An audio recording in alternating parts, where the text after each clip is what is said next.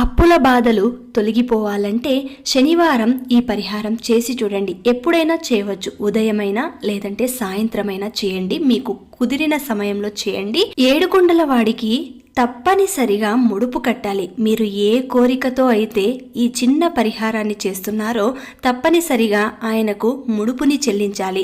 అది పసుపు వస్త్రంలోనే చెల్లించాలి. కాబట్టి పసుపు వస్త్రంలో ఎంత డబ్బులు ముడుపు కట్టాలి అని మీ మనసుకు అనిపిస్తుందో అంత మాత్రమే కట్టండి. ఆ తర్వాత ముడుపు కట్టినది స్వామివారి ముందు ఉంచి ఆయనకు ఏదైనా మీకు తోచిన నైవేద్యం పెట్టి ఒక చిన్న దీపం, అది కూడా బియ్యం పిండితో తయారు చేసిన దీపం, బియ్యం పిండిలో కొద్దిగా నెయ్యి వేసి కొద్దిగా బెల్లం వేసి దానిని దీపపు ప్రమిదంలాగా చేసి 7 వత్తులు వేసి నేతితో దీపారాధన చేయండి. ఇలాగా 7 వారాలు చేసి 7వ వారం తిరుపతికి ముడుపుతో సహా వెళ్లి మొక్కును చెల్లించుకోవాలి.